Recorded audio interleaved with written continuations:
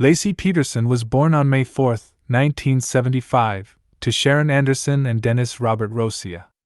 Her parents met in high school and owned a dairy farm located west of Escalon, California. She also had an older brother. Growing up, Laci actively participated in farm work from a young age and shared a love for gardening with her mother. Following her parents' divorce during her childhood, Sharon and the children relocated to Modesto, although they continued to visit the dairy farm on weekends. Sharon later married a second time, and her new husband played a role in raising Laci and her brothers since Laci was 2 years old. During her school years, Laci was a cheerleader in both junior high and high school. After graduating from Thomas Downey High School, she pursued higher education at California Polytechnic State University, where she focused on ornamental horticulture. While studying, she encountered Scott, a handsome and ambitious individual aspiring to become a professional golfer. While enrolled at California Polytechnic, Scott worked at Pacific Cafe, a restaurant in Morro Bay. Laci would occasionally visit the establishment to see a friend who also worked there. In the mid-1990s, Laci took the initiative to send Scott her phone number, expressing to her mother that she had met the man she intended to marry. Following Scott's call, they embarked on a dating relationship. As their connection deepened, Scott made the decision to set aside his aspirations in professional golf, redirecting his focus toward a career in business. The couple dated for 2 years and eventually moved in together in 1997. In 1997, after Laci graduated, they celebrated their wedding at Sycamore Mineral Springs Resort. While Scott completed his senior year, Laci secured a job in nearby Prunedale. Scott successfully graduated with a Bachelor of Science degree in agricultural business in June 1998. And the Petersons embarked on an entrepreneurial venture, opening a sports bar in San Luis Obispo named The Shack. Laci took on a role as front-of-house staff, while Scott handled all the cooking duties. Upon deciding to start a family and relocating to his hometown of Modesto, California, they put The Shack up for sale, finalizing the sale in April 2001. In October 2000, the Petersons acquired a 3-bedroom, 2-bath bungalow on Covina Avenue for $177,000, situated in an upscale neighborhood near East La Loma Park. Upon purchasing the house, they promptly undertook remodeling efforts, adding a swimming pool and a built-in barbecue. Their intention was to create a space where they could happily spend time hosting friends and organizing dinner parties. Laci took on a part-time role as a substitute teacher, while Scott secured employment with Trade Corp USA, a recently established subsidiary of a European fertilizer company, earning a monthly salary of $5,000 before taxes. Their friends and family viewed them as having an ideal marriage, a perception that was heightened when, 2 years after moving into their new home, Laci joyfully discovered she was pregnant. With their nursery prepared for the imminent arrival of their baby boy, whom they named Connor, the Christmas of 2002 was anticipated to be a particularly special one for the couple. However, the festive excitement took a tragic turn when Laci was reported missing on Christmas Eve. On the 24th of December, 2002, Scott informed the police that he returned home around 4:30 p.m. after a day of fishing. Originally scheduled to meet Laci at home by 4 p.m. for a dinner outing with Laci's mother, Sharon, Scott claimed to have left the house before 10 a.m. that morning. He made a stop at his warehouse to retrieve his boat, spending about an hour there before heading to Berkeley Marina with his recently purchased 14-foot aluminum boat. Upon reaching Berkeley Marina, Scott informed the police that he spent approximately an hour on the water, heading north towards Brooks Island. Around 2:15 p.m., he returned the boat to the trailer and headed back to Modesto. During the journey home, he attempted to call Laci, but there was no answer. Upon reaching their house, Scott noticed Laci's car in the driveway, leading him to believe she was home.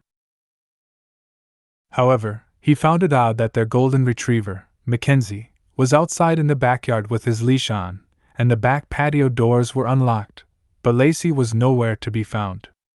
Scott, feeling increasingly concerned, had some pizza and milk, washed his wet clothes, and took a shower. Still unable to locate Laci, he reached out to Sharon, Laci's sister Amy, and friends, but none had seen her. Scott went on to knock on doors in the neighborhood, but no one had information about Laci's whereabouts. With no sign of Laci, Scott reported her missing to the police. Following Laci Peterson's disappearance, the Modesto police and firefighters initiated an extensive search along Dry Creek on the following day. The search efforts included helicopters equipped with searchlights, police mounted on horseback and bicycles, canine units, and water rescue units on rafts. A total of 30 officers, along with Laci's loved ones and volunteers, participated in the search, with the latter group posting flyers to raise awareness of her disappearance. Detective Albro Keeney, speaking at a press conference, emphasized that they did not believe Laci would leave without contacting her family, as it was considered completely out of character for her. The initial search and subsequent vigil were organized by Laci's immediate family and friends, with up to 900 people involved in the first 2 days before community officials and police joined the efforts. The story eventually gained nationwide media attention to aid in the search. A $25,000 reward was initially offered, later increased to $250,000, and eventually raised to $500,000 for any information leading to Laci's safe return. Posters, blue and yellow ribbons, and flyers were distributed. A command center was set up at a nearby Red Line hotel by friends, family, and volunteers to record developments and disseminate information. Over 1,500 volunteers signed up to distribute information and assist in the search efforts. Laci's family and friends were gripped with fear, suspecting she might have been abducted during her morning walk with Mackenzie. Typically, Laci walked the dog in the vicinity of East La Loma Park near their residence, following a consistent route. She would walk towards the tennis courts and then return home. This routine usually took about 45 minutes. On that fateful morning, Scott informed the police that he had planned to do some grocery shopping and take a walk. When he left, everything seemed normal. Laci had begun her day at 7 a.m., watching TV, tidying up a bit, and spending some time with Scott watching the Decathlon Winter Collection. At the time of Scott's departure, Laci was dressed in black maternity pants, a white t-shirt, and white tennis shoes. In an effort to locate Laci, Scott, Sharon, Amy, and other friends and family gathered at East La Loma Park, retracing the route she typically took. Unfortunately, their search yielded no results. A neighbor, Karen Service, reported finding Mackenzie on the street with his leash on at 10:18 a.m. that morning. The leash was damp and covered in leaves and grass clippings. She placed the dog in the Petersons' backyard and secured the gate. While the police conducted a search of the Peterson house, no evidence of foul play was discovered. Laci's friends and family attested that there was nothing unusual that might have compelled her to leave the evening before on December 23 at 5:45 p.m. Laci and Scott had met with Amy at her hair salon for a haircut. During her salon visit, Laci ordered a pizza to pick up on the way home. Scott invited Amy to join them for dinner, but she already had plans, according to those present, and she exhibited her normal happy demeanor. Upon returning home, Laci called Sharon around 8:30 p.m. to discuss plans for the upcoming Christmas Eve dinner, and her sudden disappearance remained a perplexing mystery. However, a few days later, on December 30th, a significant development occurred in the case. The seemingly perfect husband Scott Peterson was harboring a significant secret. A 28-year-old woman named Amber Fry contacted the police, revealing that she was Scott's girlfriend. According to Amber, Scott had informed her that his wife was deceased. Some individuals had already expressed concerns about Scott, noting that he appeared less worried about Laci's disappearance than expected. Allegedly, he was seen laughing and maintaining a relaxed demeanor during some of the searches for her. Amber, a massage therapist and single mother residing in Fresno, agreed to cooperate with the police by continuing to engage in conversations with Scott and recording their telephone interactions. During these calls, Scott appeared nonchalant and flirtatious. Subsequently, the police conducted a search of Scott's warehouse and boat, where they discovered a pair of needle-nosed pliers. In the clamping part of the pliers, they found a single hair fragment measuring 5 to 6 inches in length and dark in color. This hair was consistent with samples found in Laci's hairbrush. The revelation of Scott's extramarital affair and the discovery of potential evidence added a new dimension to the investigation into Laci Peterson's disappearance. Nearly 4 months after Laci was reported missing, a heart-wrenching discovery was made by a woman walking her dog. On April 13, 2003, the body of Connor Peterson, Laci's unborn son, was found on the shore of San Francisco Bay, almost 1 mile northeast of Brooks Island. Strikingly, the umbilical cord was still attached. The following day, on April 14, the body of Laci Peterson was discovered on the shore, nearly 2 miles northeast of Brooks Island. The geographical significance of these findings was notable as Brooks Island was the location Scott had claimed to be fishing on Christmas Eve when Laci disappeared. Scott Peterson was arrested on April 18, 2003, near Lahore Golf Course, where he claimed he was meeting his father and brother for a golf game. At the time of his arrest, his naturally dark brown hair had been dyed blonde. His Mercedes was found overstuffed with various items, including nearly $15,000 in cash, survival gear, camping equipment, several changes of clothes, 4 cell phones, and 2 driver's licenses, his own and his brother's.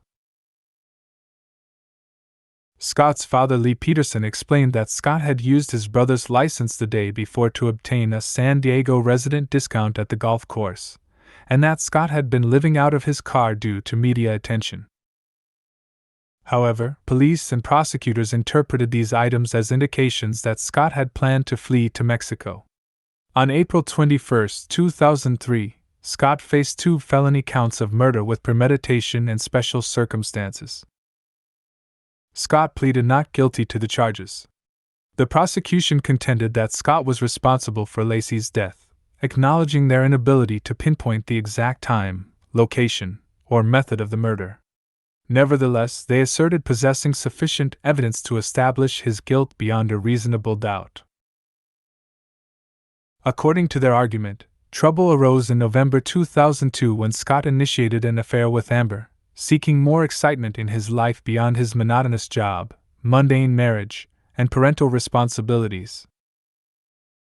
They asserted that Scott's interest in saltwater fishing in December 2002 marked the commencement of his plan to murder his wife. The prosecution alleged that when Scott left home on the morning of December 24 to drive to Berkeley Marina, he had already killed Laci. They claimed he likely suffocated her either on the night of December 23 or early on December 24. According to their case, Scott wrapped Laci's body in a blue tarp, placed it in the back of his truck's toolbox, and transported it to his warehouse. A strand of Laci's hair caught in his yellow-handled needle-nose pliers at the warehouse. He attached homemade cement anchors to the body, loaded it onto his 14-foot Sears Roebuck boat, and towed it to Berkeley Marina, where he allegedly disposed of Laci's body, weighted by anchors, in the bay. The prosecution further claimed that Scott staged the scene by putting a leash on the dog Mackenzie to create the appearance of an abduction. The jury listened to recorded phone conversations between Scott and Amber, revealing that shortly after Laci's disappearance, he continued to flatter and flirt with Amber, promising her an exciting life together. The defense contended that Scott Peterson was innocent, asserting that Laci might have been abducted by unknown individuals. They argued that whoever kidnapped and murdered Laci disposed of her body at Brooks Island, anticipating that Scott would be wrongfully implicated. The extensive media coverage and public attention surrounding the case had already established Scott's whereabouts on that day long before the discovery of the bodies. The defensive stance was grounded in the absence of a murder weapon, crime scene confession, and emphasized the presence of numerous theories in the case.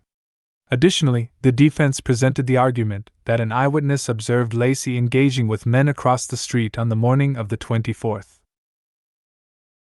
A house opposite the Peterson residence was reportedly burglarized at 10:30 a.m. on December 24th.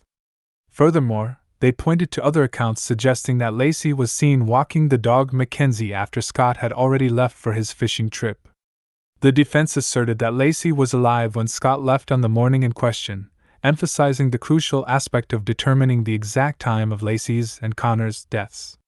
Dr. Charles March, their witness and a fertility expert, testified that Connor Peterson likely died after December 24th. This argument suggested Scott's innocence, as he was under police surveillance during that period. However, during cross-examination, Dr. March acknowledged the possibility of error in stating that Connor Peterson was born alive around December 29th. Notably, Scott Peterson was not called to testify. Scott Peterson was ultimately found guilty of first-degree murder for his wife's death, with special circumstances due to dumping her body in the San Francisco Bay, making him eligible for the death penalty. He was also found guilty of second-degree murder for Connor's death. The jury then faced the decision of sentencing Scott to life in prison without parole, or the death penalty by lethal injection. Second-degree murder carries a punishment of at least 15 years to life in prison. During the deliberation process, the jury requested autopsy photographs of Laci and Connor, whose body was found in San Francisco Bay without limbs or a head. The foreman explained the importance of viewing the photographs for their decision-making process. Ultimately, the jury chose the death penalty for Scott Peterson. He arrived at San Quentin State Prison in the early morning hours of Wednesday, March 17, 2005. Reports indicated that he had not slept the night before, describing himself as too jazzed to sleep. He became one of over 700 inmates in California's death row facility, where individuals are housed during the appeals process. Scott Peterson's automatic appeal of his death sentence was officially filed in the Supreme Court of California on July 5, 2012. The subsequent day, Scott's attorney Cliff Gardner submitted a 423-page brief challenging the sentence. The defense argued that factors such as extensive trial publicity, incorrect evidentiary rulings, and other errors deprived Scott of a fair trial. The state attorney general's office filed their response brief on January 26, 2015. In July 2015, the defense filed a response to the state's brief highlighting issues such as the reliability of a certified dog that detected Laci's scent at Berkeley Marina, noting it had failed 2/3 of tests under similar conditions. In June 2020, the California Supreme Court conducted hearings on Scott's direct appeal. The defense argued that prospective jurors were improperly excused, that the trial judge improperly allowed 2 jurors onto Scott's boat, that the judge erred in insisting the prosecution be present during defense testing of the boat, and that the motion to move the trial to another county should have been granted due to juror questionnaire results showing almost half of the prospective jurors had already concluded Scott was guilty prior to the trial. On August 24, 2020, the Supreme Court of California, in a unanimous 7-0 decision, upheld Scott Peterson's conviction but overturned his death sentence. The court found that Scott's trial judge had improperly dismissed jurors who opposed capital punishment without determining if they could set aside their views. Initially, prosecutors indicated their intention to retry the penalty phase, but they later reversed this decision in June 2021. On September 22, 2021, a California Superior Court judge ruled that Scott would be resentenced to life in prison without the possibility of parole. In October 2022, Scott was relocated from San Quentin's death row to Mule Creek State Prison in California.